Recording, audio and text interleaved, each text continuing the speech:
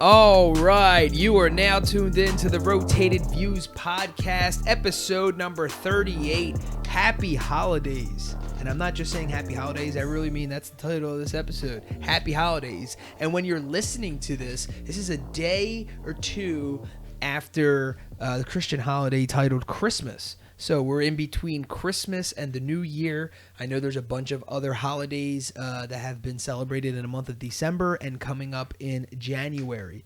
But, for us, well, for me at least, I'll speak for myself, Christmas, fantastic, very exciting for us. And in this episode titled Happy Holidays, we discuss our thoughts on the whole holiday season, our holiday traditions, childhood memories, the most memorable gifts we were ever given or received, our kids and Christmas, our thoughts on regifting, and advice for folks with no money for presents.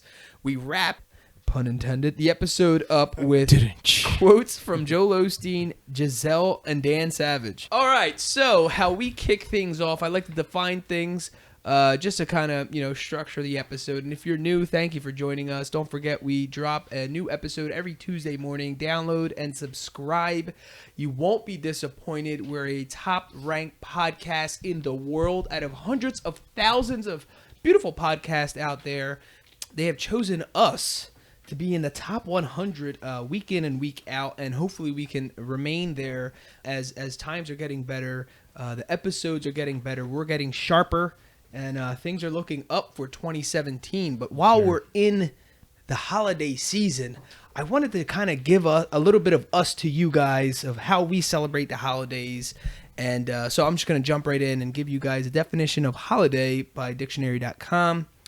A day fixed by law or custom on which ordinary business is suspended in commemoration of some event or in honor of some person. I also defined Christmas, because that's the holiday we celebrate, me and my family, the annual festival of Christian church commemorating the birth of Jesus, celebrated on December 25th and now generally observed as a legal holiday on an occasion for exchanging gifts. All right, if you're new, again, so after we kind of define stuff, we jump into a story, or if we have a guest on, we like to interview them. But for this time, we have a little story, and I got it from coolestholidayparties.com, and it's titled What to Give an Optimist and a Pessimist. So, a family had twin boys whose only resemblance to each other was their looks. If one felt it was too hot, the other one thought it was too cold. If one said the TV was too loud, the other claimed the volume needed to be turned up. Opposite in every way. One was an eternal optimist and the other a doom and gloom pessimist. Just to see what happened, at Christmas time, their father loaded the pessimist's room with every imaginable toy and game. The optimist rooms he loaded with horse manure. The night the father passed by the pessimist room and found him sitting amid his new gifts, crying bitterly. "Why are you crying?" the father asked. "Because my friends will be jealous. I'll have to read all these instructions before I can do anything with this stuff. I'll constantly need batteries, and my toys will eventually get broken," answered the pessimist twin. Pacing the optimist twin's room, the father found him dancing for joy in a pile of manure. "What are you so happy about?" he asked, to which the optimist twin replied, "There's got to be a pony in here somewhere." Wow. But that's very interesting because the pessimist had everything, I would say, that the new age, what not Christmas is about, but what the whole Santa Claus celebration is about. Mm-hmm. Yeah. He received that. Mm-hmm. The toys, everything they wanted. everything that every kid ever wants, right? And he got it, but he always found, like the glass, half empty. There you go. He found something wrong with it at some level, and this just goes to show that no matter who you are and where you are in life, if you don't change the inside thinking, the way you are and how you perceive the world, it doesn't matter what kind of possessions you have. Exactly. That will still remain the same. That's why they say, like the happiest people they're wealthy internally, Yes, and it's not an external thing. That's not to say that there aren't happy, happy people with a lot of money. I'm not saying that, but it just goes to perfectly show you that money does not buy you happiness. Yes, only having material possessions is not the key to happiness. Right. That's also not to say that having no money doesn't bring you happiness, because you'd probably be even more sad. But and I'm not going into any of that, but I'm just saying, if that's your way of thinking naturally, it doesn't matter what you get. It's almost like I see people hit goals that they wanted their whole life. They hit it, and then as soon as they have it, they're, either not complaining about it necessarily, but it's not what you thought it was. Yeah. And then they're already on to the next thing, and then, not as appreciative as... It's expectations and all stuff too. Right, exactly. That's what it's this fake thing. We build stuff up so much in our heads that when we finally get there, it's... All right, so let me break something down really quick. So the way law of attraction works is we're constantly giving out vibrations, frequencies, whatever you want to call it, thoughts. And when you're on a same level as a same frequency as something else. So if you're on the same frequency as a millionaire or $1 million, right? Let's just put it in monetary terms.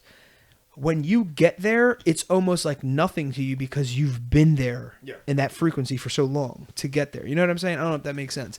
Where the difference, if you earned it, I should say, not if you like want it or something like that. That's totally different. Because your mentality is already at that level. Yes, exactly. You're already operating. So if you're the kid out there, or me myself, who was the author before he was an author, that this totally makes sense to you, and this should resonate with you to some level. But not to get too far off of the holiday season, but this all actually has somewhat to do with the holiday season, because the holiday season is like a time of coming together, sharing family moments, a time of giving. It's also a time of reflection where you sit back and think about, because it's also the end of the year. So you're naturally already thinking about wrapping up everything, no pun intended, but you're, wrapping your year up, and then you're looking forward to the next year. So you're already naturally kind of in that mindset. And then all of a sudden, if you donate your time or your energy or something, money, something to a good cause, that should bring you down, even if you had the most successful year ever, it's a time of being humbled. And it should make you realize how blessed you really are and how far you've actually come in life. And I say that into the people who are hardworking and actually are, earned where they are. Because we all know, the other way. But anyway, so when you guys hear that story, what do you guys get? I know I just kind of went off on a random tangent, but with the pessimist and the optimist, do you agree with that? Do you disagree? What I was kind of saying, like, it doesn't matter who you or what you get. It's the type of person you are. Because the kid literally got a pile of crap. Exactly. And was hyped. That's the pessimist is the ungrateful one, obviously. Right. Because it doesn't matter what you gave them, they're all gonna find something wrong with it, and that's what you see. Like, I guess, like, I always see like the stereotypical, like, the spoiled kid, whatever, who like always asks for everything but doesn't like anything, actually give it to them. So it's like, it always just reminds me of that. Right.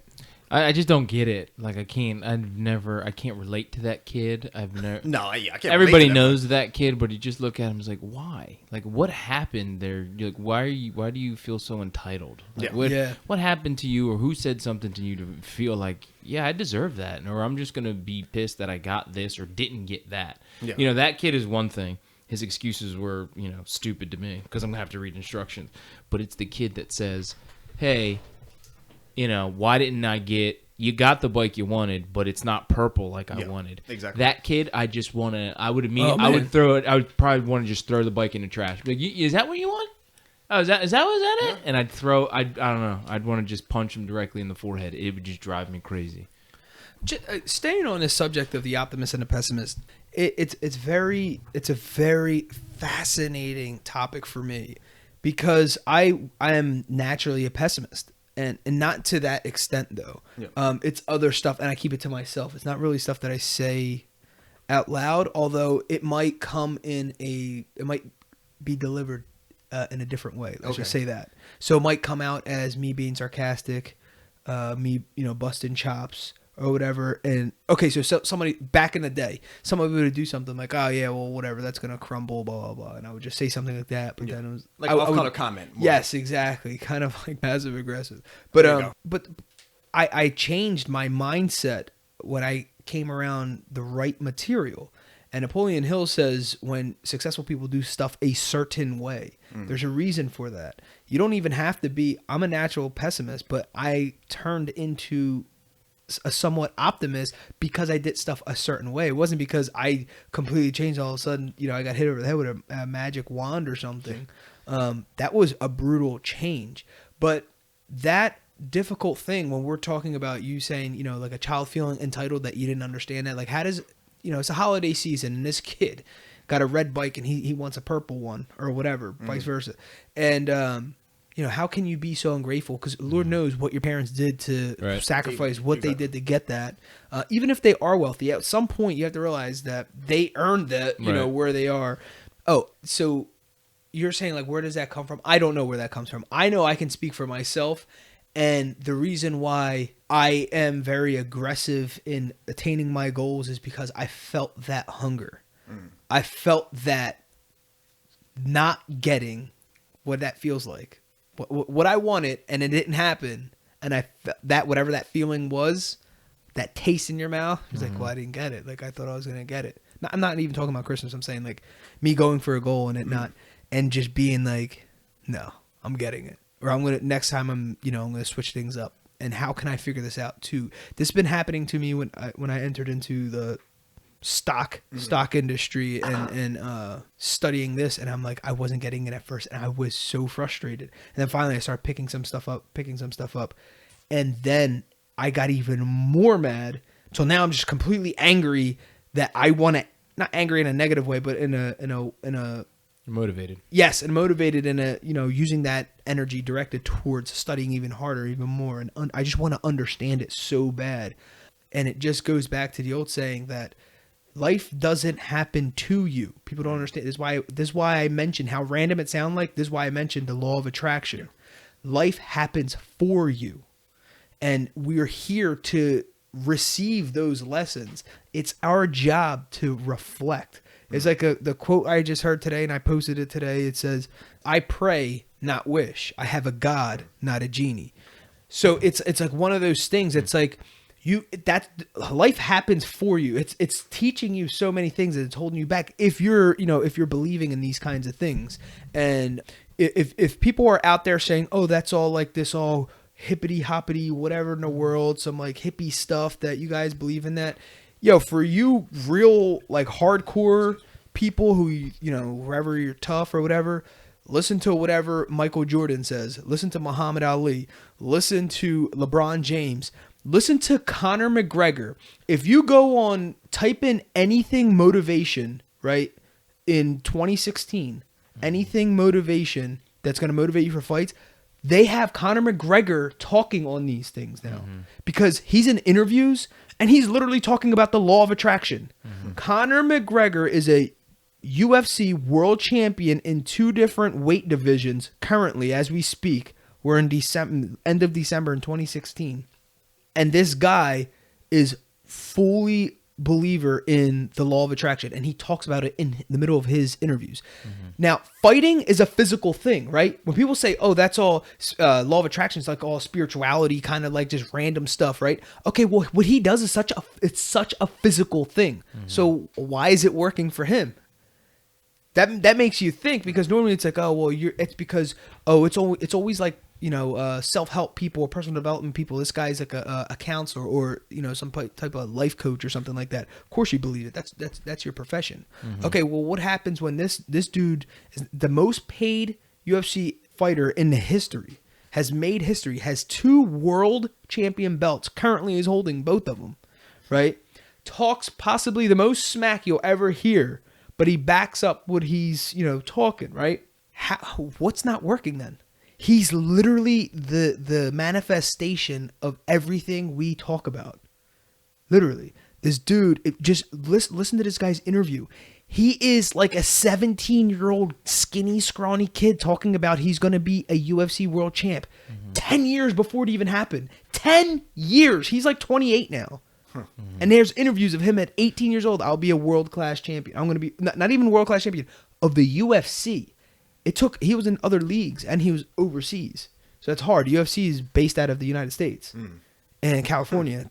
He's like Irish or something too, right? Yeah, he's straight from Ireland. So anyway, so I just said all that to bring it back that, yeah, we're talking about holiday season. We're talking about happy holidays, but we're also talking about stuff that pertains to everyday life. And when Manny was pointing out, he doesn't understand the pessimist or the ungrateful kid. And neither do I. And I don't know if I can explain it or whatever, but that's somewhat where, how you can avoid that or how you can maybe, if you are that person, overcome that is to understand that life is not happening to you. It's happening for you. It's so that you can learn. And the reason why, and you ever experienced something that just keeps happening to you? Like there's this dude, I was just talking to some guy and he kept saying like, I'm living paycheck to paycheck. I was like, well, how long have you been living paycheck to paycheck? Excuse me. He says for the last 4 years. I'm like, dude, you realize that for 4 years, the reason why this keeps happening to you is because you're not learning a lesson. You're not learning the lesson. It's happening for you. Understand that. It's not happening to you. You are applying yourself to life. If you're working paycheck to paycheck for 4 years, now, everyone has a plan. Everyone's going to, not everyone's going to be, rich and famous or whatever in the world. But there's things you can do to live a very nice, humble life that you don't have to necessarily be living paycheck to paycheck. You live within your means at that right. point. Because obviously you're still living beyond if you're still living paycheck to paycheck. Exactly. And it could be, it could not be, it might not have anything to do what he's bringing in home. It could be, it's how he's using it or utilizing it. And from what I understand, the guy actually makes like decent money, but it's one of those things. It's like, I know that happened to all of us at one point. Yeah. This one thing just keeps happening to us, and you're just like, oh, frustrated, like, oh man, it's always happening to me, and I don't understand. That's it. It's the world, the universe is giving you feedback. It's feedback. It's like you aren't expressing yourself at you're not going at your full potential here. So, change something. You're not feeling, this doesn't make you feel comfortable. Make a change. Do something different. Mm-hmm. You can't, for the life of me, thinking about that, it's almost, I'm getting almost like anxious thinking about this. Dude's doing the same thing for 4 years. Yeah. People do it for 40. Yeah. Okay? And I'm just talking about 4 years. That's actually not that bad. There's people who do it for 40 years. That their entire lifestyle is paycheck to paycheck. Yeah. I read a quote today from a book I'm reading, and I'm paraphrasing, and I'm probably going to butcher it, but it said some people get 20 years of experience, others get the same experience for 20 years. And I was like, damn. I started giggling, and I was like, it's so true. He's like, they'll just do enough to never get fired. And that quote right there kind of says it all, kind of encapsulates the whole thing. Sad. It is.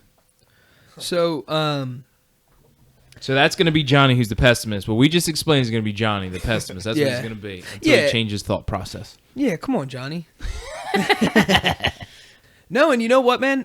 Maybe one of the things that will happen to him, that would happen for him, will be one of those years where the family's not doing so hot financially, and then he's not able to get all those toys and all those cool, what's it called? And guess what? Henry's still going to find some positive, way of, making the situation. I mean, the dude got crap, literally, and was excited because he was thinking there has to be a horse or a pony here somewhere. So here's the crazy thing about that. The kid who wants to find a pony in a pile of turds, you want to give more. Like, my God, I wish I could give him everything he ever wanted, right?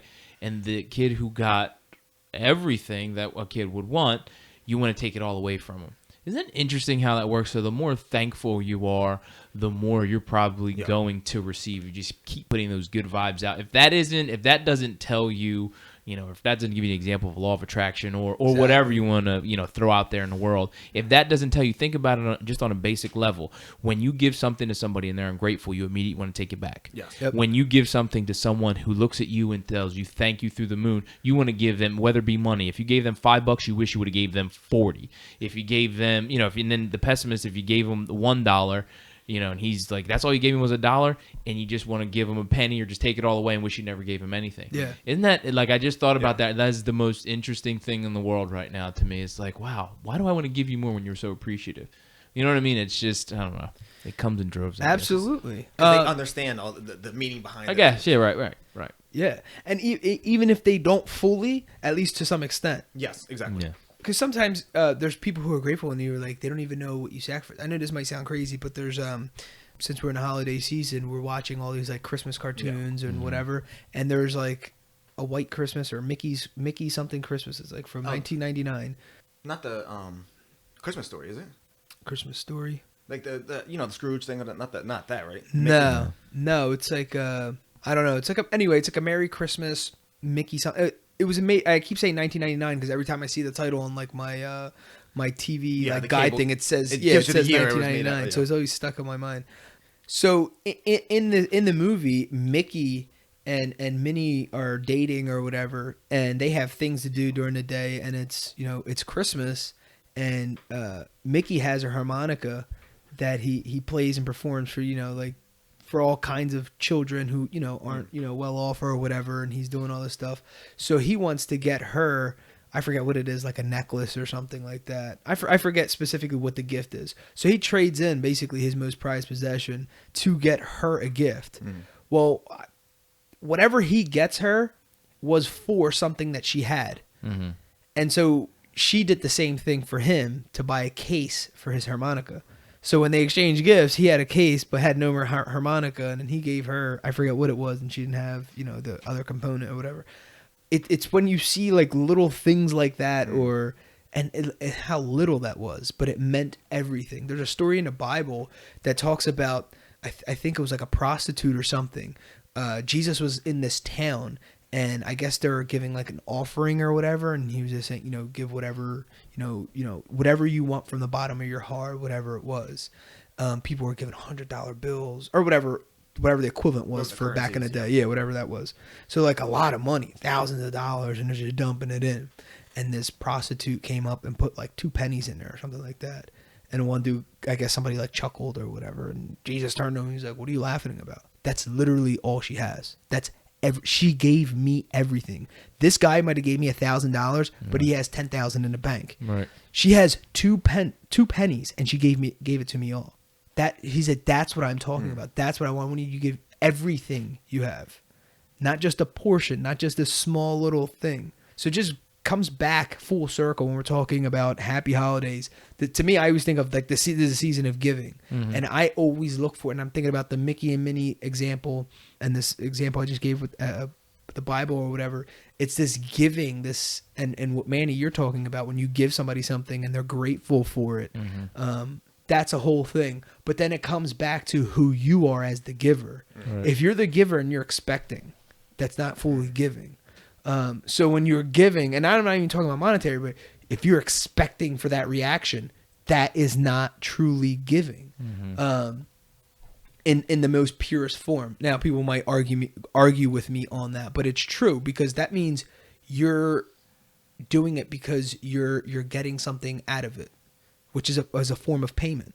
Whereas true giving is releasing without retrieving anything in return. True giving, the true meaning of giving is not wanting or caring. It's giving to somebody or something who can't pay you back ever. Right. Think about that. Like a child or something. Like they can't give you anything. They don't have jobs or anything like that. Right. You know what I'm saying? And you give it to them. That feeling, you're not getting anything in return, right? And you just see what's their reaction, what it is. But that's addicting. And that's why one of my goals is to be a philanthropist. Yes.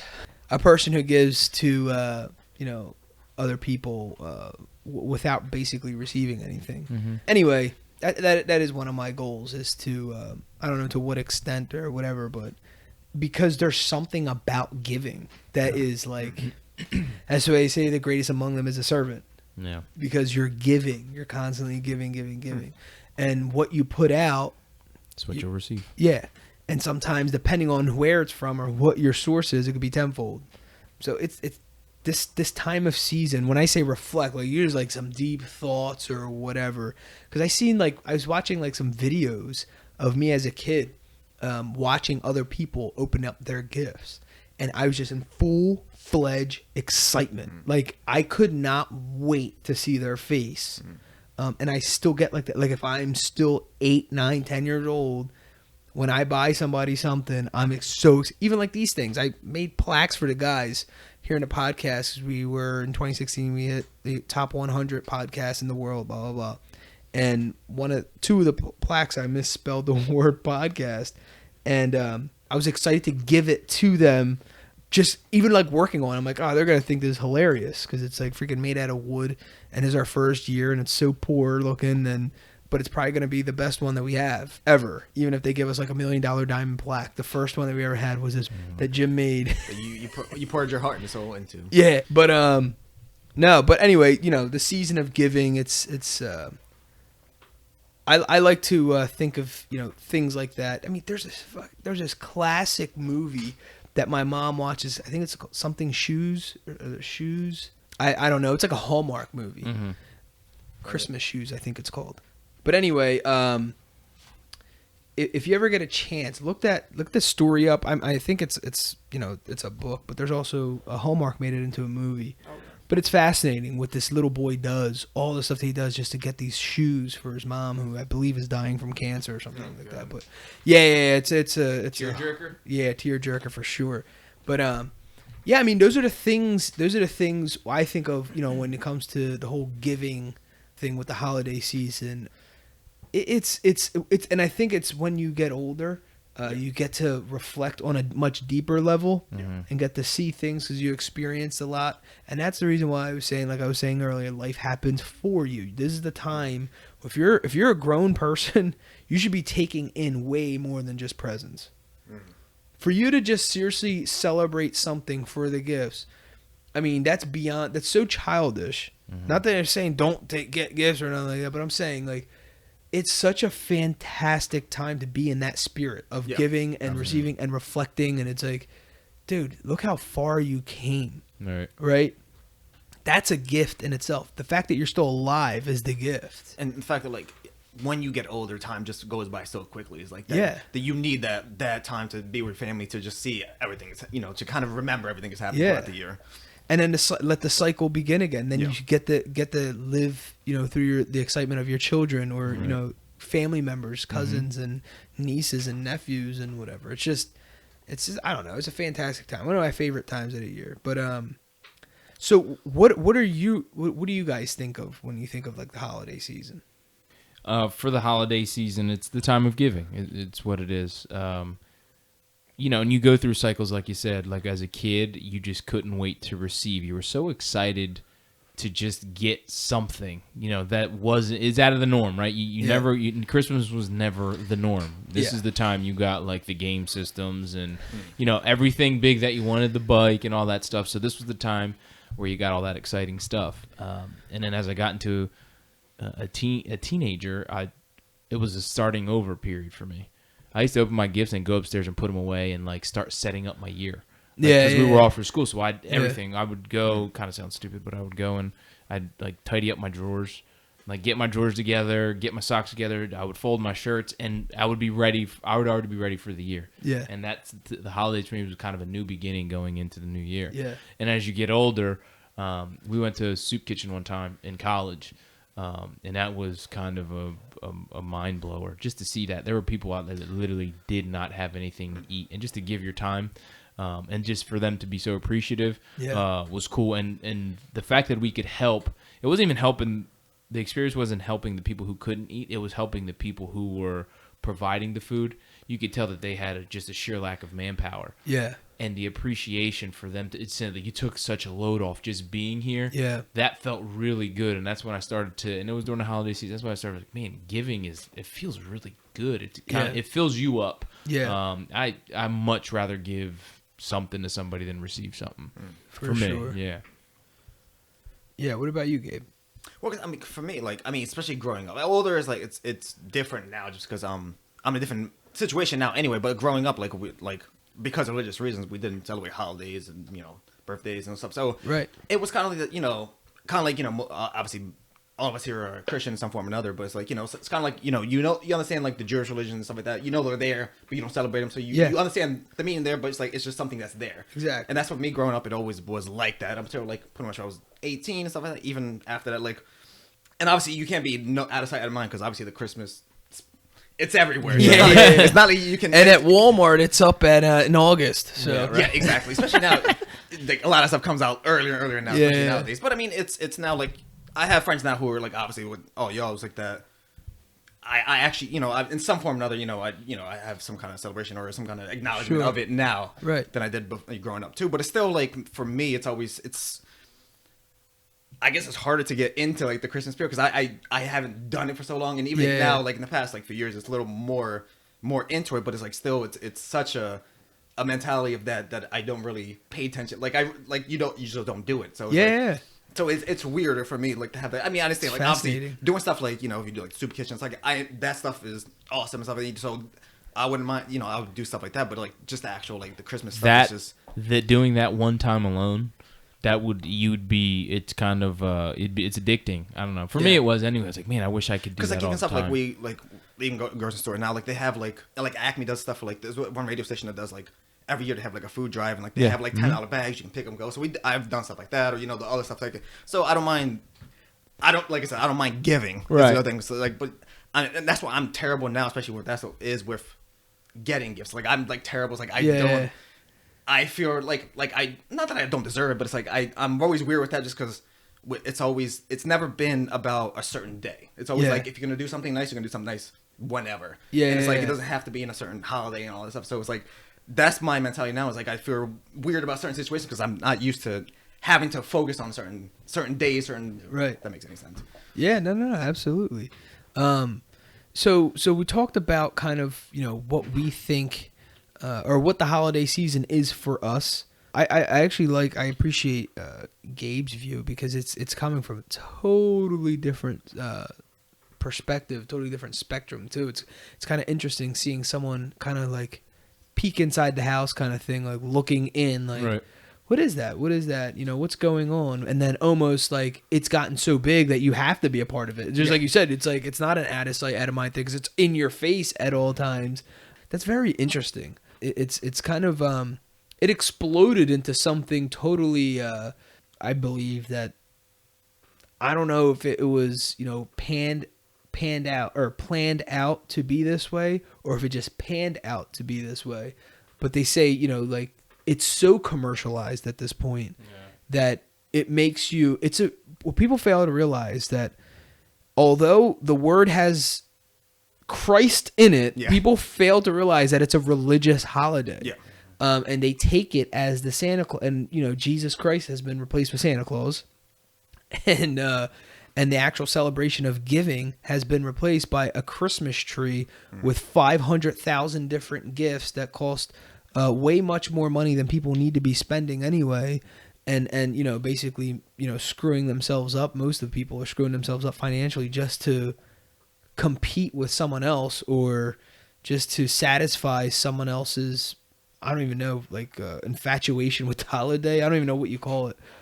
I don't know. I just feel like sometimes, I don't even feel like sometimes, I just feel like at this point people fed in to the whole, I think, to the whole corporate portion of this holiday now. No, of course. And especially since stuff like, they start Christmas music immediately after, like, either Thanksgiving or like almost like practically in Halloween and stuff like that too. Like, but absolutely, that everything starts so much earlier. That's pushing. Obviously, everything has to be holiday. Yeah. Everything gets thrown in your face so much now. It's all about the consumers. It's about the dollar. Yes. You know what I mean? It's about making money. So the earlier you push it, the more people get in the spirit, the more they'll spend, and it's consumer driven, money driven. Absolutely. And I believe, in my personal belief, this is mine. This is not, when I'm talking, this is Jimmylee. This isn't the views of everyone here sitting at the table. But for me, that's the whole, Christian, that's the Christian's fault. That's our faults as Christian, that we allowed our holiday to be exploited. Yeah. Think about any other religion and what holiday is exploited for them. None. Yeah. We have Easter exploited with the Easter Bunny. We have Christmas exploited with Santa Claus, and it's like this stuff and it's all because of money. The Easter Bunny was created for money. The Santa Claus has been created because of money, and people will go back into all these stories as to say where they originated from. Like, dude, and even if it was, it's being exploited to a point where it's nauseating. Yeah. People fighting each other just to get a deal. Yeah, well, that's what the Black Friday and all that stuff is. Yeah, it gets outrageous. But yeah, I mean it's that you don't see any other religions getting their holiday exploited to the extent of this. Yeah, because they protect it. It's an actual holiday to them. It's a belief. It's something that they actually cherish. Where I think at some point we allowed it to go somewhere where it shouldn't ever be. It should have never come to what it is right now, ever. To having the point that we're having discussions that people are leaving their Thanksgiving dinner table just to get a deal on something for another holiday that's not for another month. Yeah, people don't do that in other religions. Only in Christianity did we let it turn into some commercialized crap that half the people who are even celebrating Christmas aren't even Christians, or they're not even practicing. They don't even believe none of this stuff. You have atheists and all these crazy knuckleheads out there that are celebrate Christmas, but not because of the religious holiday, but because it's gifts under a tree, and their kids want to make their kids happy. They made it like we allowed it to be basically a joke, and that's sad on a very deep level. And I literally get frustrated every year with, I have conversations with people. I'm always talking about it. It's not me, coming, it's not that take away from certain things. My thing is it's like what they say, too much of one thing, right? Yeah. It's the level that has gotten to is what I mean. It's not saying, oh, no, don't buy each other stuff. I'm not saying that. I'm just saying it got to a level, literally people are taking out credit cards. People are going way beyond what the point of all this was. And even if it was, when people can be, the three wise men came and they brought gifts to the newborn king. Okay, each of them had one gift. Yeah, exactly. Let's all bring it back to basics. People are infatuated with loading up the Christmas tree. Yeah. Underneath the Christmas tree and just loading up how much can I get, and then it turns into this like little secretive competition with friends and family. Gifts getting higher than the tree or something. Yeah. And or not even if the family members want it to be that. It's like they don't want their kids to be left out of not having the new sneaker or the new game system or the new whatever it is. What back in the day was like the Furbies, and now it's like the weird the Hatchable or whatever the heck that thing is, like that people. Oh my gosh, I see that all over people the like place. Going to stores, waiting lines, and then beating each other up for it. It's like, and then you have like people buying it for I think this thing's like $50. Like I think it's an actual $50 toy. They're selling it for like $600. Yeah, and then you get people buying it and then selling it like on all these other sites, these online eBay yard sales or whatever. Yeah, for like quadruple the amount, which is whatever they can get for it. But yeah, which is this is crazy. Gotta love the holiday season, guys. I'm telling you what. Yeah. So just kind of staying along with that. Do you guys have like any traditions or? Well, I know Gabe, you probably won't have necessarily like a tradition, but do you? Well, I would say, Liz, because obviously, like no matter what, you always had that time off. Yeah, so it was like, true. So like I remember when we were younger, it was like obviously this is going back when we still had like Blockbuster and Hollywood Video and stuff like that. We used to get a bunch of movies for like the week and just like chill and watch movies all week long. Yeah.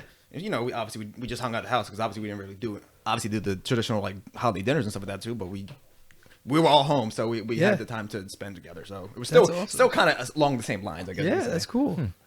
That's awesome.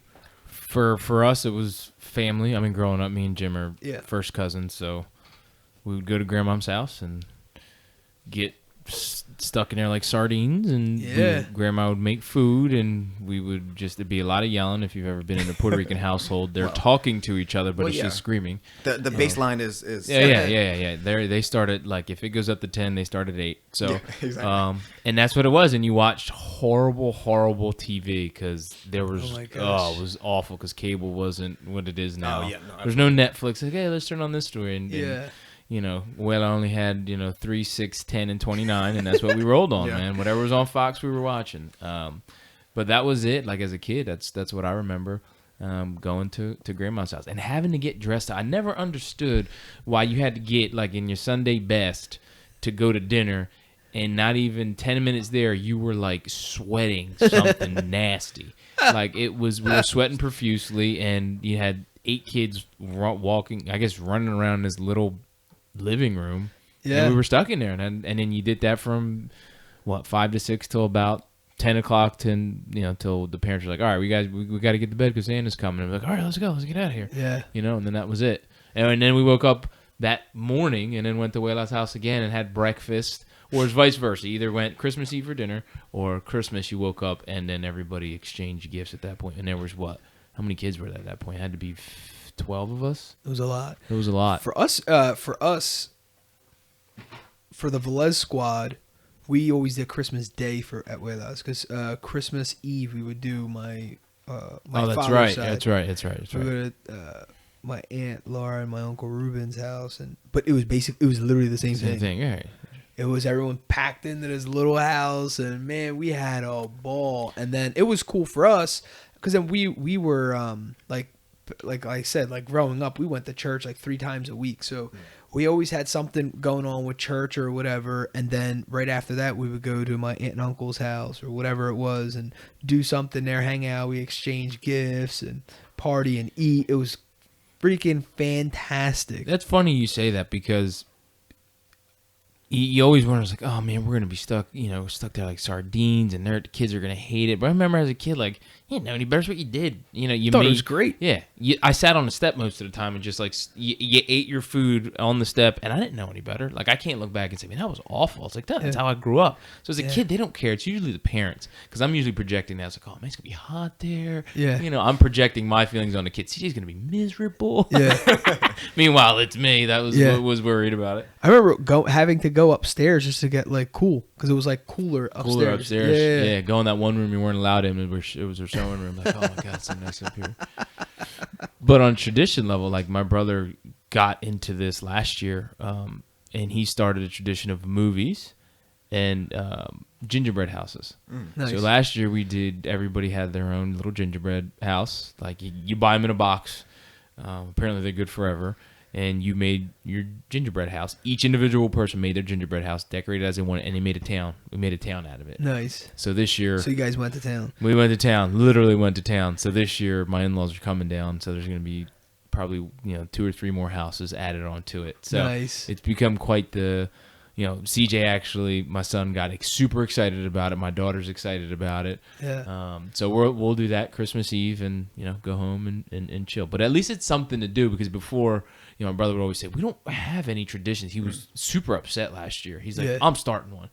And it turned out to be something that now we look forward to. Like, oh, that'll be cool. Like, it's something to do on Christmas Eve rather than sitting there watching TV and kind of being like just bored. Yeah. You know what I mean? Well, the one thing I didn't realize, I've still made a gingerbread house that you can't. I thought you could eat that afterwards. No. I didn't realize they were just like some, just essentially a decoration. That you put together. They're not. I mean, they're edible, but they're not delicious. It's not gonna be like, oh man, they're. It's made to just everybody put their hands on, just put together. Yeah, it's gross too. Yeah, yeah. I mean, we did the gingerbread house thing. I think the last year or 2 in a row as well, but we in the Spanish community, we have bajandas, and that was a tradition that we do. But it's basically it's Christmas caroling. Mm-hmm. So you go in groups of people, and you literally go caroling, but you do it late at night. It's not like this, you do it like in the middle of the day. It's late at night, and it's basically to borderline be obnoxious to the person. You know the person too. You're not going to a random person's house. It would say like I would go to Manny's house, and it'd be like 4 o'clock in the morning. No. Well, you also don't want to. You know. It'd be pretty late though. Like my parents would. I remember waking up. Maybe 10, 11. Like you're kind of borderline going to sleep. Okay. Yeah. And then they'd wake you. The point is to wake somebody up. It's to. it's to like kind of get them in their wind down time. So they're winding down their day or whatever it is, and you're supposed to be like, we're playing all kinds of instruments, and it gets to the point where it's crazy, where you just bring pots and pans, whatever could be like obnoxious. The original point was to actually play real music, and then it got to be where it's a bunch of people where sometimes it eventually happens where no one's really musically inclined, so everyone's just like boop, boop, boop, boop, boop. It's like all this crazy loud whatever, and then they're kind of embarrassed too at the same time because their neighbors can hear and all this stuff. Like, get in the house. And it's kind of this thing to like force your will on, like make me coffee and donuts or whatever. Or like sometimes, I mean, I remember growing up, people like would make food, like go all out, like make these huge pots of soup and like rice, and like it was this like crazy like. Around this time, my mom always had an extra cheese thing and of cheese and crackers and pepperoni, humongous jar of coffee. Yeah. Like on deck because she knew it was going to happen. The one most memorable for me was it was, I forget what church it was, but they came in. They were legit. They had the cuatro. They had which is a small guitar. Yeah. The congas. They came ready to go. There was 25, 30 of them. Sheesh. Now my mom came. She came from Puerto Rico, the island, so she was used to this. My mom was so excited to have that. Like, it just took her back to home, took to her childhood. Yeah. And I remember my brother and I sitting on the steps, and my dad, I think he had work the next day, this bloodshot eyes just looking at everybody like, I got to get up in a little bit here. But my mom was in heaven, and I remember that, like, I remember thinking about that fondly too, because I hear and it was people just singing. It was obnoxious. You're right. Yeah. It wasn't borderline. It was just obnoxious, but it was awesome at the same time. It was like, what is happening right now? It was great. That is like, that's the actual point too. Yeah, I mean, right. It's to celebrate. It's to get people in the spirit. You also have to be aware of whose house you're going to, because I remember we've been stood up, and we can clearly see the people are there. We know they hear us. They turn lights on and everything, and we've just been stood up. So it's funny. So you get as the years progress, you know who to go to, who's going to open the door no matter what. I mean, they really don't care, but it's fun, man. You got to try it. If you haven't done it, find your fellow like token Spanish person that you know. If that's not your background or heritage or anything like that, and I'm telling you, you ask them, what is a bajanda? Yeah. We need to do one. It sounds like a ton of fun. Yeah. It's Christmas caroling, guys, but you're singing and no one's good at it. It's almost like blinded karaoke, and it's horrible songs that no one even remembers the lyrics to.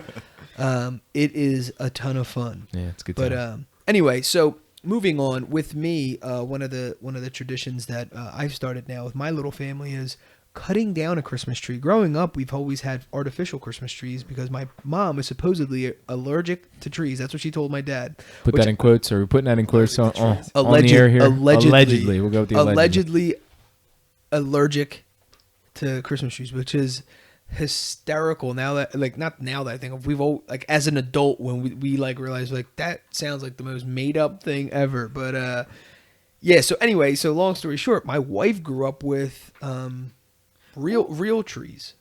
So my wife's family, they would just go to like your traditional, like they're already cut kind of like corners or whatever, and just buy them, whatever. Okay.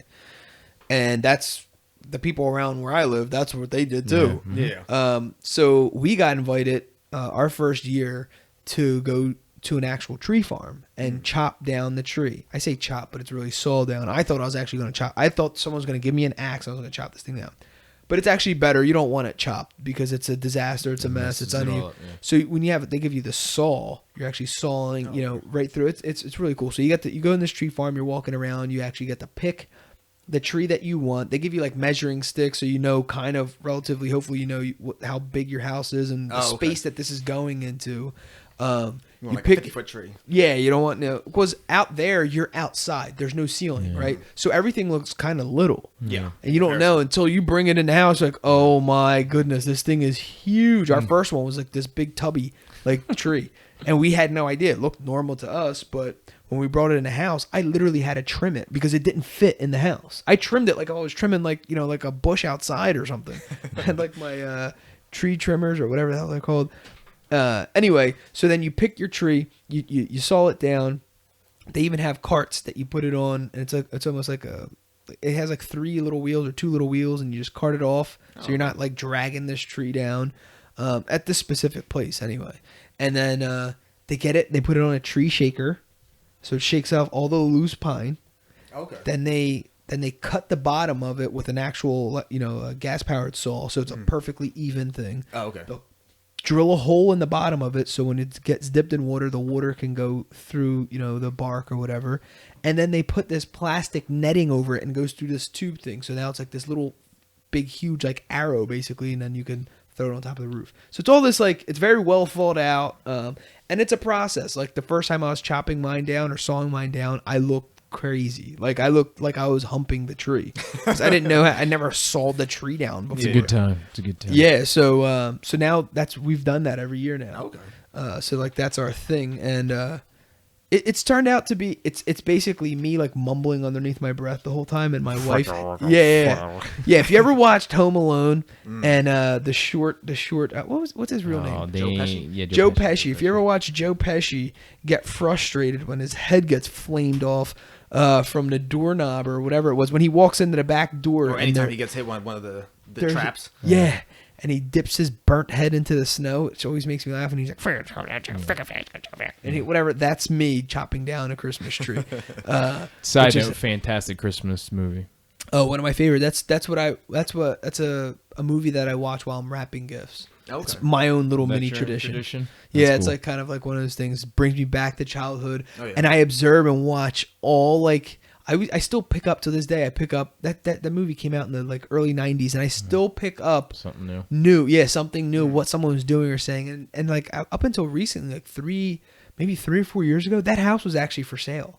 Oh wow. Yeah, so it made it like super interesting. So then I started watching even more. I'm like, dude, that was like in the early 90s. That was just a bomb house back then. It's still like this beautiful, gorgeous house. I'm like. Dude, we're talking about like 20-something years ago, and that house is still like a legit, like, holy smokes, look at this gorgeous piece of house, man. Speaking of that, did you know President-elect was in number 2?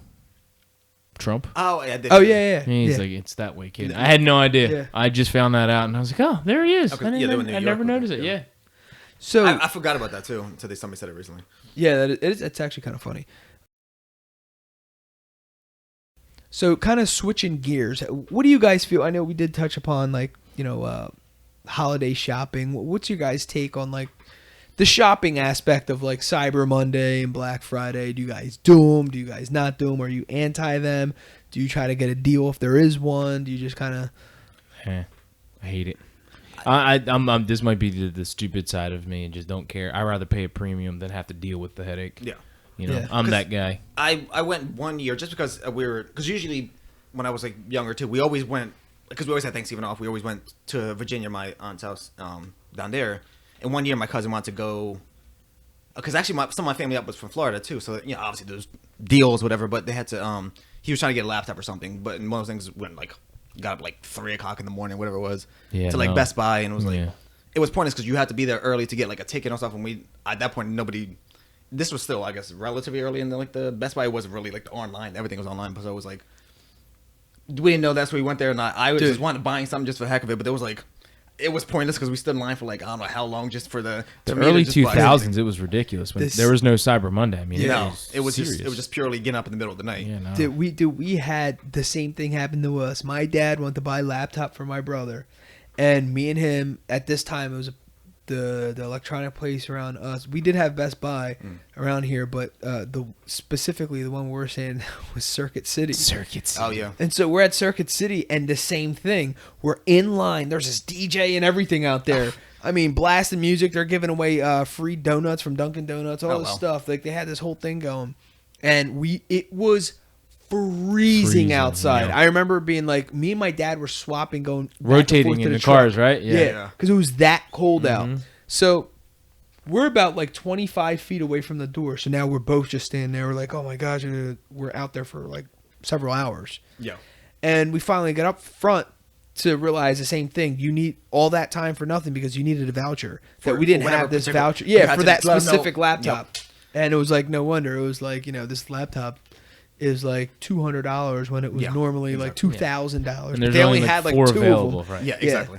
for that deal, whatever it is. So. Yeah. And that was like the one and only time I ever went. I was like, never again. I'm not getting up 3 o'clock in the morning. But now, that's what it was. Shortly after that, they started pushing more earlier. And I was like, you have to get in the middle of Thanksgiving Day for all that to go.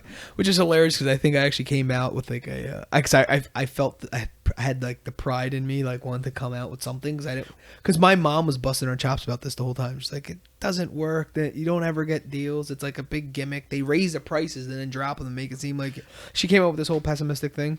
And so I ended up coming back home with like a John Mayer CD, which is hysterical. And that's what it was like. We bought. It was like we stayed there. We got up at 3 o'clock in the morning to do something. I was like, I'm the only one who bought something that day. And it was like some game that I was like, I want to buy anyway. It was like on sale somewhat, not even like barely. It was like full price, but it was like a special edition where it was like $30 whatever. And then like a week later, a better version of it came out for like the same price. I'm like, I just wasted money on this, but I could have got a better version for like $10 cheaper. That's funny. Me and my wife actually went one year, got up early, did the whole thing, and did pretty well. I mean, I don't even know if we got deals, but I don't know if they're considered, if you actually did the math, I don't know if they were actual deals, but I think for us, it was more I would never do the whole go on Thanksgiving. Yeah. We went early, like that Friday morning or like whatever it was, like I think we got up like 4 in the morning, 5 in the morning, something like that, and we were out about it. But we just got married, and it was fun. Like we had fun with it because we knocked out like 90% of our Christmas shopping. Okay. I think that was the goal more than saving. Yeah, exactly. Like we knew we didn't have vouchers, we didn't have whatever, but there were certain stores that were doing. It was like they call it like a ticking time bomb or whatever. So like every hour, like the price of something goes up, or they have every hour up until like noon they have another thing goes on sale. So I forget. I want to say it was Boscov's or like something like that. Every hour they had something that we ended up going back for and getting for that specific hour, and it was actually crazy because we saw people pay double what we paid while we're waiting in line for like the next thing. Huh. Like say we bought something, I don't even know what it was. Like it was like a cologne or something. Like the cologne was like $65. We ended up paying like $25 for it, right? Like a nice size bottle, like Dolce & Gabbana, like light blue, right? And then an hour later, literally saw someone pay $50 for it. They still got a deal, but it was $50 where we paid literally $25 for it. Right. So I know that there are legit deals out there. It's just you got to compare, is it worth it? Do you have off or are you taking off? So now you got to think, now you're using up 8 hours of your day. People are like, well, I took off. I'm like, yeah, but you got to understand, that's a day that you're taking off. Right. Because there is stuff all day. It's the big ticket items you have to get up like mad early in the morning for. But there's always sales all day. You can just go there and roam around, especially in department stores. Like it's like a Boscov's or like a JCPenney, whatever it is. Like there can be stuff on sale no matter what. Yeah. It's just the big ticket items you have to get there mad early and try to get a voucher and all stuff. And those are the ones you're trying to get few and far between. Yeah, like this year we went, but we didn't do like the whole like get up at 5. We just did the one time. First of all, we didn't have a kid. We just got married. And we had, let's just say we had the energy for it anyway. Exactly. We really didn't, we weren't tied down to anything. So we're just like, I never did it. Let's just do it. Experience something you want to do once. One time I did it with my dad, but we did it when I did it with my dad. Like I said, we just went to Circuit City and came home and we were pissed. Yeah. So I mean, it didn't even like, that wasn't a good experience. That's why it was like one and done with me. I was like, never did it again. No. But, like this year we went, but we just went like whenever we wanted to. It wasn't like we were going to hit a certain sale. We did it for the same purpose. Like it's a day we have off. Let's see how much we can get done. Just to kind of, I like it for us. It's basically like it sets the tone for the holiday season. Let's knock out like 4 or 5 people at least. Yeah, exactly. And then it gives us a good head start. So we're not like going, crazy during the week. And like right now, we got such a good head start, and then now we're behind again. But yeah, I don't know. I don't know if that'll ever be a tradition for us because we're kind of just going on like the fly. Like, yeah, we'll see how we feel. Yeah, sure. I'm just buy online. Well, that's the whole thing with, Manny, you're saying, the Cyber Monday, there's no line waiting. There's no nothing. Exactly. Like, it's just, open up your laptop or computer or whatever, your cell phone now. For now, it's the same thing, like you said, like every hour to something different, like Amazon or whatever stores do that exact same thing. They're like, oh, checking here, there's a deal coming up here, see what's there. It's like a hidden or whatever, but when it pops up, you can hurry and buy those certain items and all. So it's like does the same exact thing. It's just sitting in your underwear as opposed to when you go to the store. So putting that much thought into a gift, what about the flip side? Have you ever received like a horrible gift? that you were like, wow, it was like you didn't even think, or you just felt like you definitely just received a gift just because it was like the act of it and not really, because really truly the point of giving a gift is to give something to that person that's would actually applies to them or is meaningful to them. A lot of times we've gotten into this thing where it's like, just get something, you know, because there's so many people to buy for. There's so many, and you get over, it's like, just get it. Yeah, I don't care. And you end up buying like something like, what in the world do we buy? Or it's just something, the same thing. Whereas I received this like the same gift from this like person. It was like, not that I'm not grateful for whatever, but it's totally thoughtless. Like, I don't even know if this is a gift. The only way I would say that this is a gift is because I received it as a present and I didn't pay for it. Otherwise, the actual meaning of a gift, it was like, that was the most it's like Armor All for my tires. Oh, okay. You received something you didn't pay for, so it's a gift to you. Yeah, that's the only way that technically it was a gift. Otherwise, you just didn't give two, craps about it. You're just like, but like I said, I was like, you're not going to be. I don't think I didn't get any. I don't remember something that was thoughtless. Yeah. I did ask for something one year, a couple years ago. I was like, all I want is this. Don't get me anything else. I literally, and I think what it was a massage. I got something. I got a couple different gifts, and the only one I was concerned with was the small little like credit card looking thing that was like, hey, here's an hour. Yeah. Massage. Okay. Dude, came up empty. I was hurt. I was like, all I wanted was a massage. Well, the 4 other items you got me, like I appreciate it, but that's not what I wanted. So I wouldn't say thoughtless. It was just like, they just didn't, go with my wishes. Yeah. But I wouldn't say it was thoughtless because the other items were cool and I appreciated it. But it was like all I wanted was a massage. You had to get nothing else. Yeah. Nothing. But I will say this. Last year I said for the first time, I said, listen, don't get me anything. I literally, because I really, after that one time, I was like, I really don't care for it. If I want it, I'm just going to go get it. Yeah. So I actually said, don't get me anything. And I always say it, and I think a lot of people say it, but do you really mean it? Okay, so the old lady actually, she put pen to paper. She's like, all right, you wrote that check and I'm going to cash it. I got nothing, literally for the first time last year. I was hurt, bro. You guys laugh. You got what you asked for. I got what I asked for, but I was like, I'm okay with it. Yeah. Dude, by 11, I wasn't okay with it. I was like, I thought about it. I was like, man, everybody, and I'm just looking around. I was just sipping on coffee, and I was like, I didn't get one thing from my family or my kids, whatever. And I really thought it wouldn't bother me. So this year I told him, I was like, listen, I know what I said last year. I get it. I don't mean it. I was like, I need something to get just something. So even if it's one thing, I just want one thing to open. It could be the dumbest thing in the world. Yeah. But get me one thing. But I said that. So for anybody out there who thinks like, I don't need it, try it once. Your butt will get hurt, and then you'll be like, all right, just give me something, even if it's something little. Socks. Give me socks and razors. I'm good with that. But yeah, that was something that I did. I was like, I probably will do that again. I'm not gonna ask for nothing again. But I know, like almost the same line, like you said, like I'm a terrible person to get gifts for because whatever I want, I just put them together. Right. But in fact, I'm single and having family. I don't have to pay. I don't have those extra expenses, so I have. So to buy whatever, and I won't get that. But if you get something that was like, man, you really thought that through. I remember those more than the ones you didn't get what you asked for. So, or as far as thoughtless is concerned, I've given. Have you given thoughtless gifts? Yeah. Oh, absolutely. This might be better to talk about. They're called gift cards. Yeah. But I've asked for stuff before and not received them, and I'm talking the same thing, like stuff that costs like $10, and didn't get them. And in the back of my mind, I'm like, why not? You just bought me something that was like $100. Yeah. I said if you didn't know what else to get me and you want to basically be thoughtless, get this one thing, and they did. And meanwhile, I just wanted all these little stuff. It was like books. Like I'd rather just get and I'm not saying I just rather get books, but I'm saying there's these specific books that I said, you know what? Why am I going to buy them? That's a cool, that's easy gifts. Here's the titles, boom, boom. And I'll appreciate it. Yeah. Right. No, I end up having to buy the damn books myself anyway.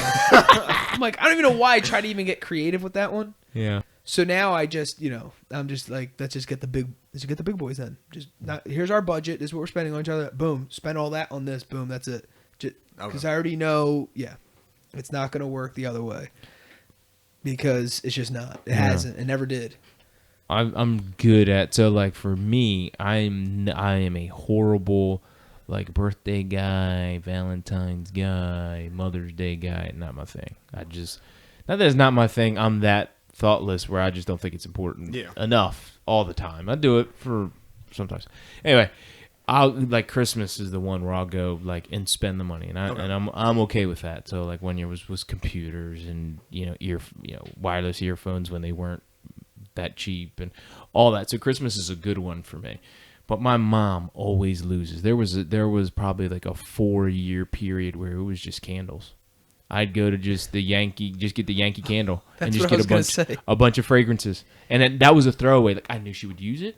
I knew she would appreciate it. I knew where my money was going. Yeah. It was kind of a go-to. But after year 4 and Clean Linens was sold out, and I'm going like now I'm starting to get all these like weird Arabian aromas. It's like I'm reaching Arabian out. Every scent across the board. It's just like sunset smell. It's like, man, I'm really stretching here. New car smell. Yeah, and I was like, man, I gotta get something different. I can't keep getting the same damn candle for the last 4 years. Oh, that was. I remember getting something for someone. The same thing. I never got them a candle before, and. So I felt like, you know what? That thought popped in my head. I never got them a candle before. Let me go for the candle thing this year, right? So I'm actually putting thought into this because I never got this person that, right? I'll never forget, dude. I so excited because it was like I said, I spent time, in these stores, this Hallmark store or whatever. You're in there smelling all these things, and it just made it like. It didn't bother me. I thought it was interesting. I didn't realize they had this many. Mm-hmm. And so I'm just sitting there smelling like, oh man, you smell some weird ones. They open up the gift and it's like, oh, cool, great, nice. Another candle to add to the collection. Literally grabbed it and put it on a shelf with like 14 other candles. I didn't know the shelf existed. I didn't know, but literally did it in front of my face and set it in front of my face. Ooh. Oh, shoot. Yeah, so in back of my mind, I'm like, oh. Well, that was interesting because another candle, in the back of my mind, I could think 2 things. First of all, even if it was another candle that I gave you every single year, which it wasn't. Using them? Why are you not burning them? No, but why are you even saying that in front of the person? Yeah. Second of all, I actually never bought you a candle. Right. So I don't even know why. That it makes it even more careless on your end. Was Johnny? In the story? That was Johnny in the story. Oh man, that was worse than Johnny. How'd you feel? I got mad. I just got mad because I just said the story. Like I was actually picking out this candle because I didn't know like what else. Yeah. You know what I mean? And it goes back to what you said. Like even if you give somebody $1 and they're ungrateful for it, like you want to take it back immediately. Oh, dude, I wanted to get that candle and like throw it like across the room or something.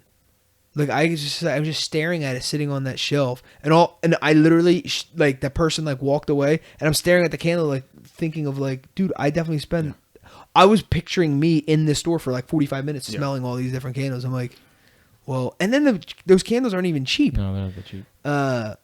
Oh man, I just get like fired up thinking about it. You want to take all 18 candles this year? And I remember in my mind, I'm like, I'm never giving you a gift ever again. Till next year. Then I got her like 4 candles the next year. At a spite. Hey, take that, put that on the shelf. You get like the biggest candle you could ever find. No, I bought candles and shelves. Yeah. You got a whole other shelf just to put no more candles on. Here's a shelf for the next 4. I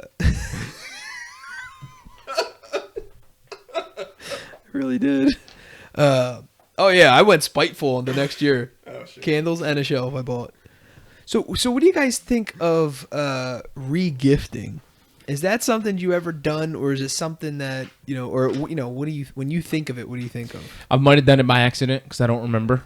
To be honest with you, sometimes there's new stuff. Like we just had a board game that was up in my attic that we got for my son that I had no idea, or I just totally forgot that it was there and it was still in plastic. So I'm sure we might have done it. I don't think I wouldn't do it consciously. I don't think I would have the heart to do it. Somebody gave me that and re-gift it. I wouldn't do it, but I get it. Yeah, I get it. Why not give it to somebody who's actually going to put use to it. If it's just sitting there, why leave it here? Yeah, somebody else. If you're not ever gonna use it, I mean, but I mean, again, wouldn't. But you don't give it back to the same person who gave it to you. Exactly. There's rules to it. See, like I said, like if it was something like whatever that fit that person, fit the description it actually doesn't bother me. It's like if I were to receive a like re-gifted, what's it called? To feel something that was like, yeah, like I'll take that. Like for me, I just think of like books. I'll take a used book. Yeah. And you're like, well, I read it and it didn't do anything for me. But it's like in my industry, it's like a personal development book, and I don't have them. Like I don't give a crap if you read it 10 times and you just gave it to me as a Christmas gift. That's perfectly fine with me. My thing is kind of what you're saying is like, dude, if you're to the point where you're so careless that or they know someone who gave that to you. Yeah. That's just like you're hitting levels of like that's almost like borderline like ungratefulness as well. Yeah, exactly. There's no borderline there. That's just Well, no, you're right because it is borderline. It's not. It could be borderline because it's area. It's situational because then what if someone wanted to get you something but they couldn't afford it, which in my mind don't get anything. That's your tip for the day. But they want it to so bad. They're like, oh my gosh, I just want to give them something or whatever, and it ends up being something like that. For the most part, and someone said that, and people were like, you would understand, I guess. So it's very situational, I guess. I don't know, but so is life. I mean, when you put yourself in other people's shoes, then you understand why they do the stuff that they do. Exactly. So. Whatever. It doesn't. It honestly. It doesn't. Do it. I guess do it. Don't do it. Doesn't move me one way or another.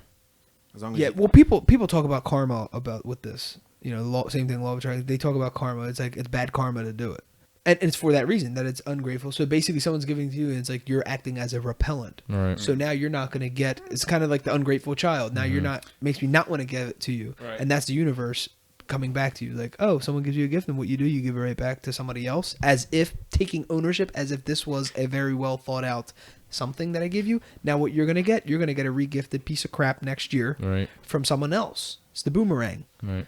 It's karma. It's law of attraction. Whatever you want to disguise this thing, it's true, man. But to me, I don't really care enough to have anything solid about re-gifting. It's kind of, at some level, it's actually kind of funny. I think if someone just like legit get away with this stuff, I don't know why. If you call somebody out, that'd be hilarious. I don't know why. I just think re-gifting's hilarious. It's funny to some level. I don't know why it's funny to me, but if someone like there's people who have closet fulls of gifts that they don't like, and they literally give them to people for like other occasions. That's a whole other level of stuff. Talking about situational, like that's different. Like say you have a child, right, and it's clothes, and the kid grows out of clothes, but it's in the like literally in the wrapper. It's got the stickers and everything on it, right? And you were gifted to somebody else. Well, to me, that's like, what was I gonna do? Throw it away or donate it? I'd rather give it to somebody who I know who's going to get use out of it. So I'm good with that. It's situational, like you said. I don't know.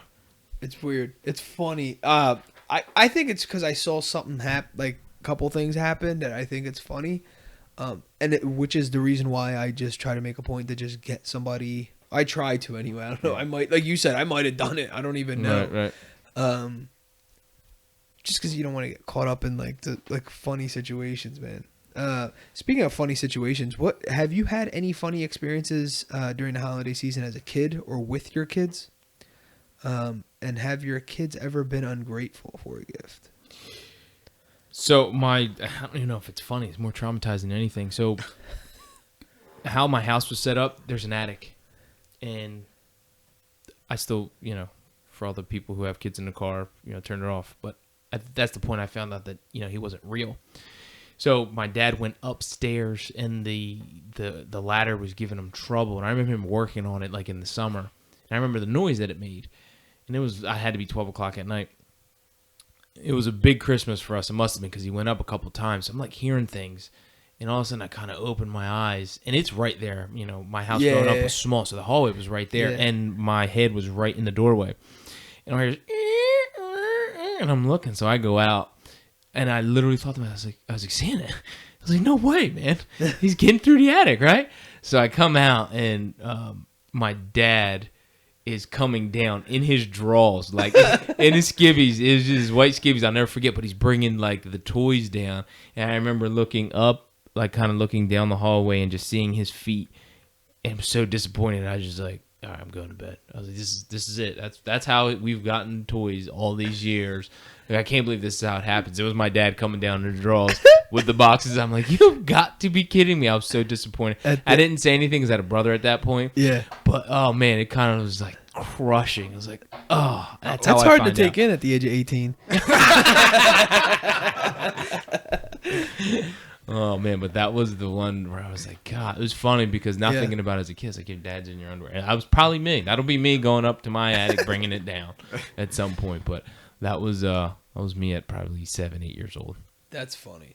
Yeah, if anybody knows the whole, like, the recent tradition with the elf in a shelf kind of thing, yeah, if you have kids, I think at this point, you know, you might want to shut this off. Yeah. No, but it's if you do it with your kids, it's actually funny more than I think it complicates things. People say it helps it. I don't know, but anyway, to me it's comical, and so the point of this thing is this elf. I actually probably have no business probably even telling what this thing is because I actually didn't read the book or anything or what. There's a movie. Anyway, I think the general concept is there's this little toy elf that you position somewhere in the house, and it is watching the children throughout the day. And when the kids go to bed, apparently the elf reports back to Santa. And when the kids wake up, you know, and tell Santa whether this child was naughty or nice, and Santa then sends the elf back and says, okay, you know, takes report, puts you on a naughty list, whatever, or the good list, and then sends the elf back. So when the kids wake up, the elf is in a different location. So it appears that the elf went to the North Pole and then goes to the North Pole and comes back every night. And so people, you know, parents are able to use this as a crutch for behavior to be a better child, which on one end, all I want to do is die laughing because it's hysterical. And this is where we are in America right now. This is how we're disciplining our kids by a rag doll hanging around on a holiday that you guys have exploited and abused. And this is where we are. But on the other end, I've seen some of this stuff work. Like I saw like kids actually behave with certain. It'll work. But I think the whole thing behind it is it's funny. But anyway, so what I wanted to say after I just probably demolished what this thing is for, which I think that's what the whole story is. Because I was talking to Heck about it last week, and he said like, almost literally the same exact thing. Yeah. So just getting your kids to behave. You get a month of just okay. Well, now they have a birthday one. Oh god. So for the month of your birthday, you can buy an outfit for this thing, and it's dressed for birthday celebration. Yeah, so the memes are pretty epic on these things, though. That's what I'm saying. I think they're funny. The whole what people are doing with these the elves, it's hysterical. That's where I guess I'm getting why it's comical in the back of my mind, because they're going like, you know, doing all this crazy stuff. And I did one myself, like one funny crazy scene, but that was it. The rest is like, dude, I don't have time for this, dude. I'm like tired as hell, man. Hold on. And I'm the one that does it. Do you want to talk about being lazy? Genius, but there was a parent, I heard, I don't know, my wife told me, somebody told me, but on the elf came out, but with the elf, they wrote a note. They said, unfortunately, you know, the elf has been bitten by one of the reindeer's ticks, and it has Lyme disease. So I'm going to have to stay in this position the whole season. I thought to myself, I was like, that is unbelievable. Like that's great. Like they literally wrote it out and they read it to the kid, and Mr. Elf stays right there, and that's kind of what it is. Talking about, I mean, that is genius for a parent who doesn't want to move it 3 inches every day. So that's hilarious. I saw something like that too, where they wrapped the legs up in like this bandage and said he broke his legs. Had a bad landing and broke his legs on arriving here at the house. That's great. And the same thing, the dog, but it was like the position they had this thing in, which I was dying laughing. It was like on the couch, but it looked like I was falling off the couch, and it was just laying like this for like however many weeks or whatever. That's great. It was hilarious. Yeah. So the kids named this thing. It's pretty much gotten out of hand. America, wake up. Soon it's gonna be up on the shelf all year long. Yeah. It's like, we really have a ragdoll right now. Like, that's like controlling our children. But anyway, so I guess it's just the power. You know what it is? Chucky. It's the power that we're giving it. Mm-hmm. It's the power that the parents are giving it, because it's determining whether or not this child gets what they want for Christmas. Yeah. So we give it power, and the kids realize that how much power it has. So it's a respectable thing to them. But this is how you should be as a parent, though. You should be able to discipline, and navigate your child's life in such a way without a ragdoll. Right. Sure. I mean, that's what we did. So, all right. So let's move on to the final segment titled "What Would You Do?" And well, you guys explain, why are people so stressed now? Realize when this is going to be aired and people are listening to this. This is 2 days after Christmas. And so I guess the stress reliefs are over, depending on what you celebrate. But we're talking specifically about Christmas. But why are people so stressed during the holiday season? And how can they limit this? They're stressed. I mean, it is what it is. It's money. They're trying to keep up with the Joneses. They want to give a gift, and then they're worried about, is the gift going to match what they're going to receive in return. It's about money, man. Is it big enough? Is it good enough? Is the obligation or the feeling that, oh my God, I have to give this person a gift, when that's not what it's about. It's about money. It's about, do you have the cash to buy something for somebody? That's all it is. Yeah. That's what I think it is. Anyway, a lot of it's about money, because people who have money and then can provide gifts. I would love to give everybody, if I had all the money in the world, I'd give everybody in my family a car. Like, could you imagine giving everyody, like it would be fantastic. Right. Yeah. But if it's I think you're right. I think it's meeting certain expectations that are placed on it. I also think it's, obviously it's money, and also poor planning, because there's times, perfect example, like me and my wife have budgeted since November, and we've, everything has been set aside, and we're behind on Christmas shopping. Here we are, a week. Well, when you guys are listening to this, it'll be over, and I will have finished. Yes. And I'll have celebrated, and it's fantastic. But we got behind, and it had nothing to do with the money. It was just disorganization. And things pop up and here and there, but I mean, you can't start off ahead and then just let it get away. You let it get away. And I think he's coming to grips with it on the podcast. Yeah, he's working I it out. also think that because of poor planning, and if money was a situation in the past, money was a stressful thing for me as well, and I understand that, and that's all you can think of, and it just messes up the holiday season if you don't do it right. And for you, whatever right is for you. And if you're that person, they tell what do you tell someone who doesn't have money, or what do you tell someone who's like, dude, you got to plan earlier, or you got to start earlier than if this is what you want to do. If you want to participate in the madness of this exploited holiday, then you got to start a little bit, earlier, because otherwise you got to understand this is just what's happening is just you're feeding into the world. I mean, also away from financial side of things, there's a time when family gets together.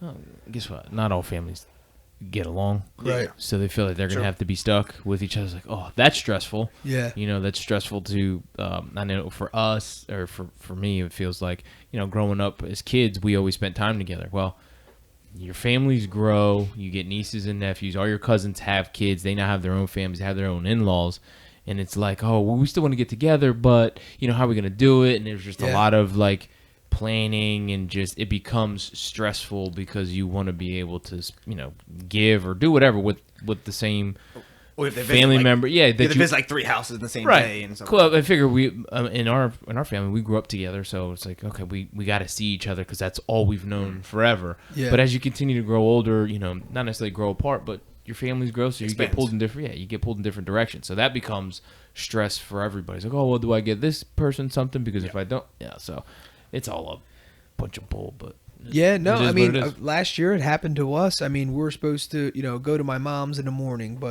and then go to my in-laws in the afternoon. And what happened was, is kind of what you're saying. We have our immediate family, then we have our own little families, Right. and then all have in-laws. Mm-hmm. So it's like boom, boom, boom. And then people have, all other stuff they have to deal with when it comes to family dynamics. Yeah. So certain people aren't, didn't show up on time, or if one thing, is there some level of kink in the chain, so to speak, it kind of like filters on down or trickles on down to the rest of the day, and it messed up time-wise. The timeline was off. And here we are, me and my wife and my son were rushing out of my mom's house. Literally, someone handing us a gift, and we're walking outside, and like they didn't even open it in front of them or nothing. Right. And dude, it messed me up. I'm driving to my in-laws' house, like straight up crying, like a grown man crying. Had nothing to do with opening gifts, had nothing to do with receiving or nothing.